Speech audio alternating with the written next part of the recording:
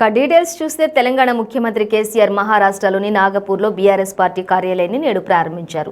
ఈ సందర్భంగా ఆయన మాట్లాడుతూ జాతీయ రాజకీయాల్లో మార్పులకు మహారాష్ట్ర నుంచే శ్రీకారం చుడతామని వెల్లడించారు.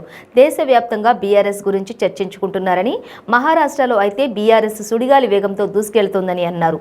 బీఆర్ఎస్ పార్టీ కమిటీలో ఇప్పటి వరకు లక్షల మంది చేరారని, అయితే ఎవరికి పడితే వారికి పార్టీలో చోటివ్వబోమని కేసీఆర్ స్పష్టం చేశారు.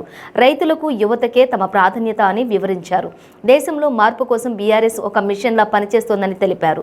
త్వరలోనే ముంబై, నాందేడ్ వంటి నగరాల్లోనూ బీఆర్ఎస్ కార్యాలయాలు ప్రారంభిస్తామని, మరింత జోరు పెంచుతామని కేసీఆర్ వెల్లడించారు. चेंज शुड बी रेडिकल, ऐसा वैसा चेंज से नहीं होगा, इसको मूल रूप से चेंज करना पड़ेगा.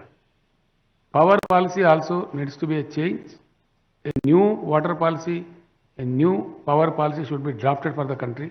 Then only we will be able to address the shortages and the problem in these two issues.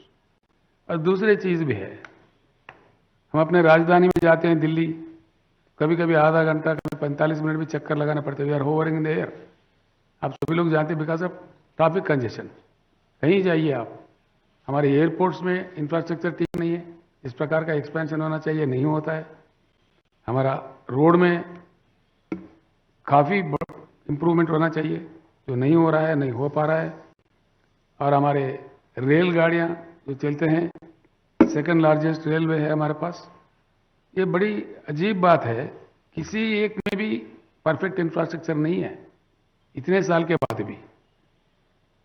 काफ़ी दुखदायी बात है. पानी का मैं ख़त्म कर लूँ, आपको शीट सप्लाई किए हैं. देयर आर अबाउट 13 कंट्रीज़ का ये शीट है, इसमें साफ डिटेल्स है. एक्चुअली होता ये है, पानी कहीं भी किसी फैक्ट्री में नहीं बनता.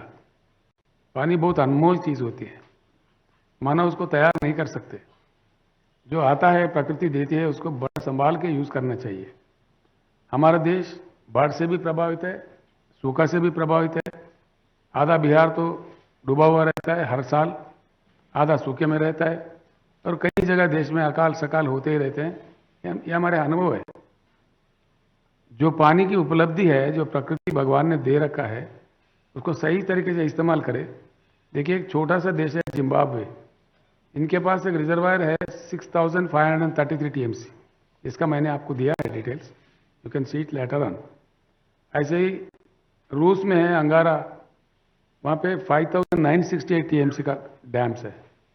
कनाडा में, अमेरिका में होवर डैम है. ऐसे ही I have given you the details, you can go through this document, it will show you.